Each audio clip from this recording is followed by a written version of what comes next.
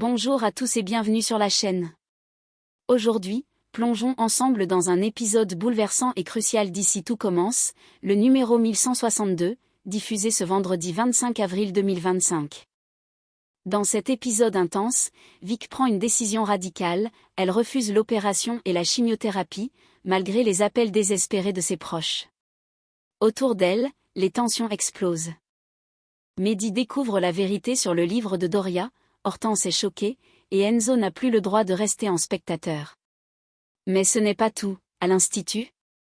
Le dîner d'exception avec les plus grands chefs se prépare sous la direction implacable de Tessier. De son côté, Clotilde franchit un cap majeur dans son projet de famille d'accueil. Alors qu'Inès décroche un stage in extremis grâce à un chantage bien placé de Lionel. Secret révélé, espoir brisé, confrontation décisive, un épisode à ne pas manquer. Riche en émotions et en choix irréversibles. Installez-vous confortablement, on vous dit tout dans ce résumé complet et palpitant. Dans un nouvel épisode d'Ici tout commence, les choix s'affirment. Les lignes se durcissent, et chacun se retrouve confronté à ses propres limites, entre rejet silencieux, soutien fragile et décisions risquées, l'équilibre est plus que jamais menacé. Après avoir vu son secret éclater au grand jour, Vic tente de reprendre le contrôle. Elle se montre calme, presque détachée, mais derrière ses gestes lents et ses mots maîtrisés. Une décision radicale s'est imposée à elle, elle ne veut pas reprendre le protocole hospitalier tout de suite. En cuisine avec Doria, Vic explique qu'elle a trouvé des alternatives naturelles, des plantes, des méthodes de détox, une hygiène de vie stricte pour tenir le coup. J'ai pas besoin d'aller à l'hôpital maintenant. J'ai rendez-vous en juin. Jusque-là, je vais tester ça. Doria l'aide, la guide, lui prépare des mélanges et des conseils bien-être, convaincue qu'il est possible d'accompagner le corps autrement. Mais le doute plane, car ce choix, aussi assumé soit-il, est risqué, très risqué. Plus tard, Vic parle avec Enzo, désormais relégué dans la zone floue du « juste ami ». Il tente d'être présent, sans juger, sans brusquer. Mais la conversation l'inquiète. Tu devrais peut-être revoir l'équipe médicale plus tôt. Vic sourit doucement, mais elle esquive, comme toujours. Enzo, je t'ai dit, j'ai rendez-vous en juin. En attendant, je gère. Merci d'être là. Enzo garde pour lui sa peur, son sentiment d'impuissance. Il est là, oui, mais à distance. Spectateur d'un choix qui le terrifie.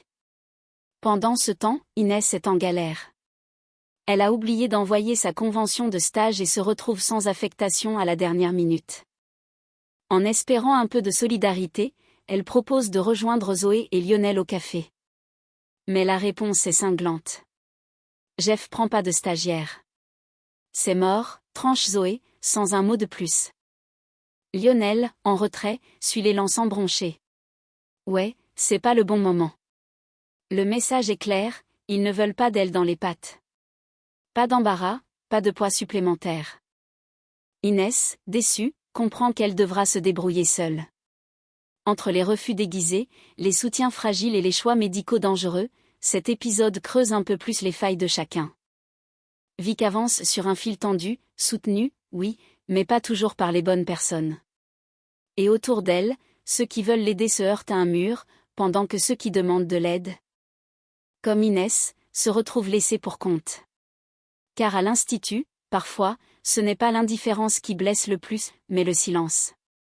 Dans un épisode charnière d'Ici tout commence, les révélations s'enchaînent et les tensions montent, aussi bien en cuisine qu'en coulisses.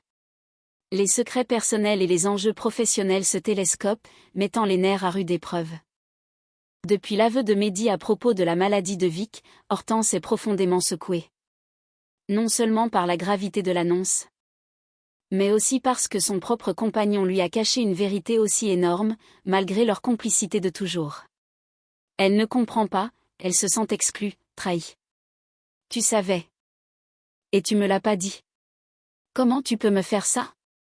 Mehdi tente de se justifier, évoquant la promesse faite à Vic. Mais face à la douleur sincère d'Hortense, il sent que les non-dits ne suffisent plus. Alors, il décide de lui parler du livre qu'il a trouvé dans les affaires de Vic, un ouvrage de naturopathie, que Vic lit en cachette depuis des jours. En l'ouvrant à nouveau, Mehdi et Hortense remarquent un détail troublant, le nom de l'autrice n'est pas Doria, mais un pseudonyme étrange, une sorte d'anagramme. Curieux. Ils décortiquent les lettres. Et là, le choc, c'est Doria. Elle a écrit ce livre. Elle l'a publié sous un autre nom. Tout s'éclaire d'un coup. Non seulement Doria influence Vic avec ses méthodes, mais elle est la source même du discours que Vic adopte, celle qui la détourne insidieusement du traitement classique. Pour Mehdi. La colère est immédiate, mais Hortense, elle, est déchirée entre l'envie de confronter Doria, et la peur de briser encore plus Vic. Pendant ce temps, dans une ambiance radicalement différente, l'Institut Auguste Armand s'apprête à recevoir un parterre de grands chefs renommés pour un dîner d'exception. Et Tessier compte bien faire de cette soirée un événement magistral. Pour ce défi de prestige, il compose sa brigade avec une sélection soignée. Amy, qu'il choisit pour travailler les entrées, misant sur sa précision et sa fraîcheur créative. Jude, désigné pour orchestrer les plats, grâce à sa rigueur et son sens du dressage millimétré. Et enfin, Jasmine, à qui il confie les desserts. Convaincu que sa sensibilité et son audace sucrée peuvent faire mouche. Tessier est clair. Ce dîner, c'est une vitrine. Pas pour vous. Pour l'Institut. Alors on vise l'excellence. Zéro erreur. Zéro excuse. La pression est immense, l'enjeu colossal. Mais pour ces jeunes talents, c'est une opportunité rêvée, à condition de tenir le cap dans la tempête. Ainsi, entre les tensions morales autour du cancer de Vic, la découverte d'une influence cachée, et la montée en puissance d'un dîner de gala, cet épisode d'Ici tout commence nous montre que la vérité, en cuisine comme dans la vie, finit toujours par remonter à la surface. Et parfois, elle laisse des brûlures bien plus profondes qu'un plat raté. Dans un épisode bouleversant d'Ici tout commence, les doutes s'installent, les urgences se précisent, et certains personnages, jusque-là silencieux, décident enfin d'agir avant qu'il ne soit trop tard. Depuis plusieurs jours, Joachim semble étrangement distant, évitant les discussions sur leur projet de famille d'accueil. Mais Clotilde finit par découvrir la vérité. Il ignore délibérément les appels de l'assistante sociale. « Tu peux m'expliquer pourquoi tu ne rappelles pas » lui lance-t-elle, les bras croisés, le regard dur. Joachim, pris au dépourvu, finit par lâcher ce qu'il retient depuis un moment. J'ai l'impression qu'on est allé trop vite. J'ai paniqué. Et maintenant, je sais plus si je suis prêt. Clotilde encaisse violemment. Elle qui portait ce projet avec espoir se retrouve confrontée à l'hésitation brutale de l'homme qu'elle aime. Perdue, chamboulée, elle va trouver refuge auprès de Rose, sa sœur et confidente. Je sais plus quoi penser. Il ne veut plus, ou il a juste peur? Et moi, est-ce que je suis capable de le faire seule? Pour Clotilde, ce n'est plus seulement une décision de couple, c'est un choix de vie qui vacille. Pendant ce temps, Hortense et Mehdi n'en peuvent plus de voir Vic s'enfoncer dans le silence et le déni. Ils savent désormais qu'elle devrait se faire opérer, que sa tumeur ne peut pas attendre, et que son rendez-vous est repoussé parce qu'elle ne répond plus aux appels de son oncologue. Face à l'urgence, ils prennent une décision radicale, parler à Enzo. Ils le retrouvent, le regard grave. Hortense prend la parole. Vic doit se faire opérer. Elle a une tumeur agressive. Mais elle refuse de répondre au médecin. Elle écoute Doria. Elle s'accroche à des traitements alternatifs. Mehdi renchérit, plus direct encore. Doria est dangereuse. Elle pense bien faire. Mais elle l'éloigne des soins. Il faut que quelqu'un la fasse réagir. Et ce quelqu'un, Enzo, c'est toi. Enzo blêmit. Il tombe de haut. Mais derrière le choc, il comprend qu'il n'a plus le luxe d'attendre. Vic est en danger, et elle ne le voit plus. Dans un climat de peur, d'incertitude et d'amour blessé, chacun fait un pas vers la vérité. Mais à l'Institut, ouvrir les yeux peut faire mal, autant que de les garder fermés. Et pour Vic, l'heure du choix approche et elle ne pourra plus fuir. Dans un épisode intense et chargé de tensions émotionnelles d'ici tout commence, les illusions tombent et les vérités enterrées refont surface. Forçant Vic à faire face non seulement à ses propres choix, mais aussi à la réalité derrière les promesses de guérison. Au petit matin, dans un calme presque artificiel, Vic affiche un visage serein. Elle annonce à Billy qu'elle a mis en place un planning de révision pour le week-end, comme si de rien n'était. J'ai tout calé, samedi matin pâtisserie, après-midi dressage. Dimanche je me concentre sur la technique. Billy la soutient du regard, mais ne dit rien. Elle sent que Vic s'accroche à une routine pour garder pied, alors même que tout tangue autour d'elle. Mais la bulle éclate lorsqu'Hortense débarque, le regard inquiet, déterminée à ne plus se taire. Elle s'approche doucement, sans agressivité, mais avec une sincérité brute. Vic, on a découvert quelque chose. Le livre que tu lis, celui que t'a donné Doria. Elle l'a écrit. Sous un faux nom. Et sa sœur, elle est morte. Malgré cette méthode. Vic, choqué, encaisse l'information en silence. Le sol vacille sous ses pieds. Elle avait choisi de croire, de faire confiance, et voilà que tout s'effondre. Plus tard, elle retrouve Doria, les mâchoires serrées. Le regard fixe. Le ton est froid, tranchant. Tu m'as caché que ta sœur était morte. Que ton livre, c'était le tien. Tu m'as donné l'espoir d'une issue, mais tu savais. Tu savais que ça n'avait pas marché. Doria ne nie pas. Elle est bouleversée, mais ne cherche pas à se défendre. J'ai tout tenté pour sauver Anne. J'y croyais. Elle aussi. Mais son corps n'a pas tenu. C'est pas que ça ne marche pas, c'est qu'il était trop tard. Vic, au bord des larmes, recule d'un pas. Le problème, c'est que je ne sais plus si je peux te faire confiance. Le silence entre elle est glacial. Un lien se brise, ou du moins se fêle profondément. Dans cet instant de bascule, Vic réalise que sa foi aveugle dans une alternative douce l'a peut-être éloignée de ce qui pourrait vraiment la sauver. Et face à elle, Doria n'est plus une guide, mais un rappel que les convictions ne remplacent pas la médecine. La suite ne sera pas simple, mais une chose est sûre. Vic ne pourra plus faire semblant. Et le temps des décisions définitives approche à grands pas. Dans un épisode à la fois drôle, tendre et plein de malice d'ici tout commence, Lionel sort les grands moyens pour venir en aide à Inès. Quitte à marchander avec « le diable en personne », Emmanuel Tessier. Depuis que la convention de stage d'Inès a été oubliée, la jeune fille est laissée sur le carreau, sans solution.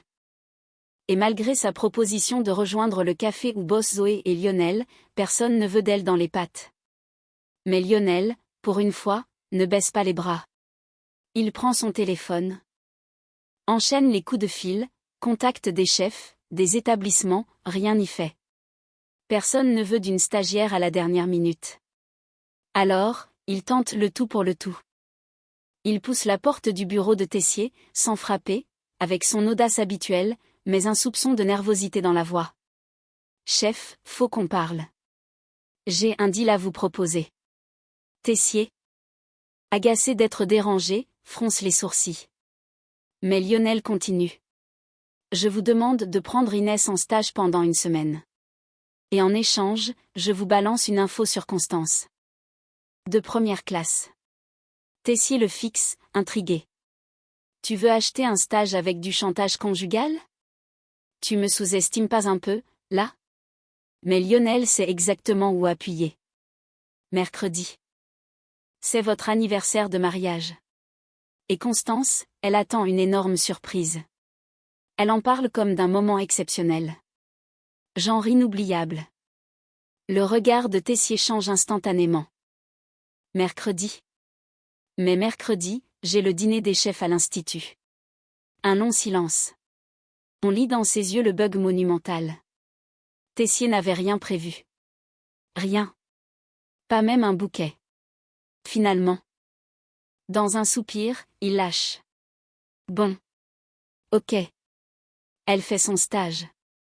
Une semaine. Mais elle me colle pas au basque, compris ?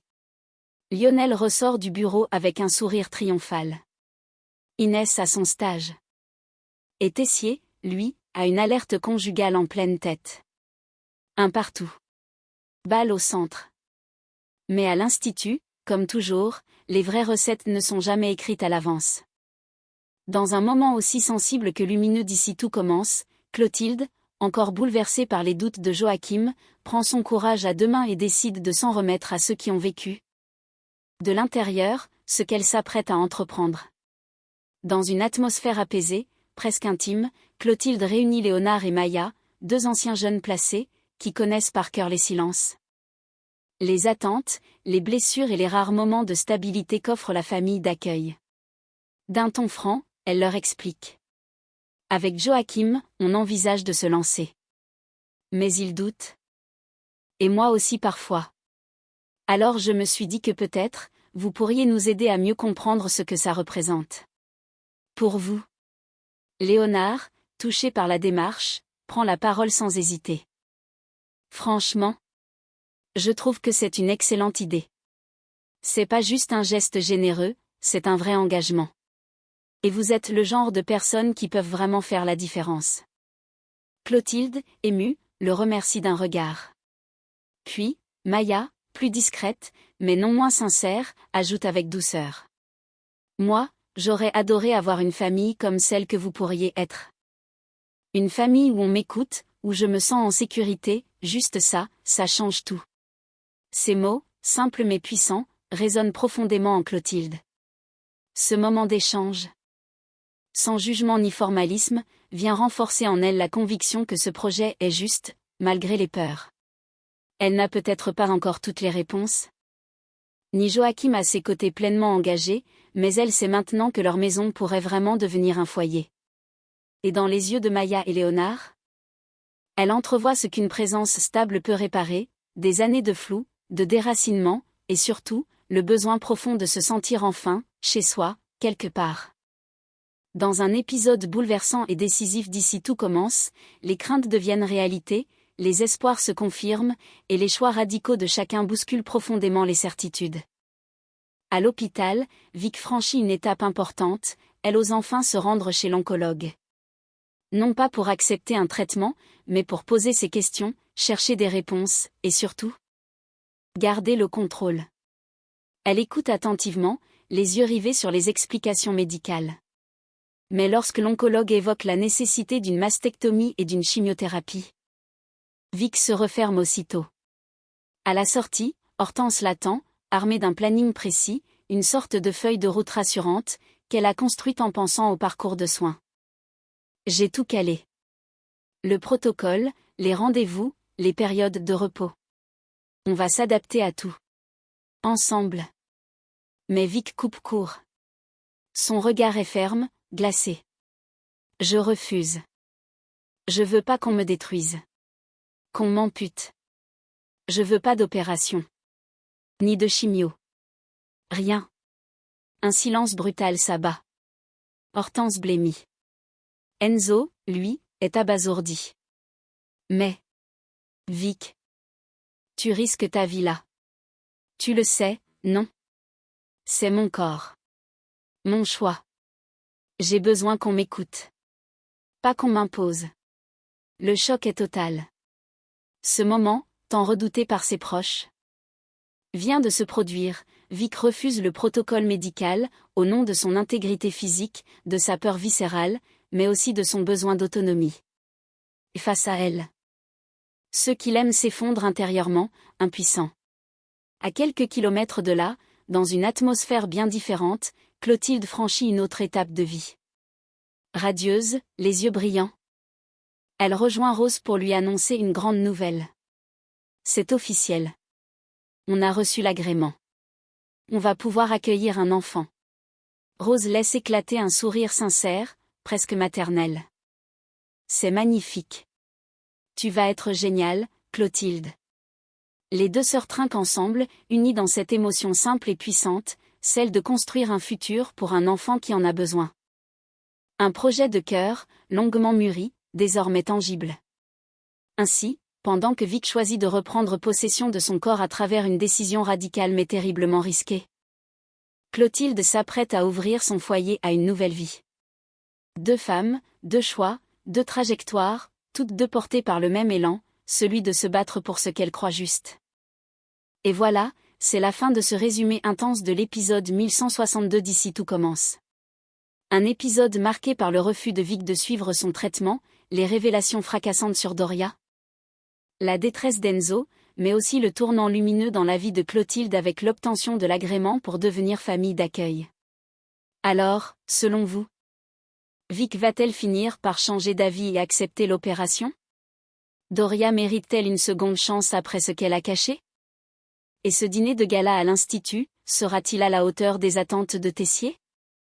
Dites-moi tout en commentaire, vos théories, vos émotions, vos espoirs pour la suite.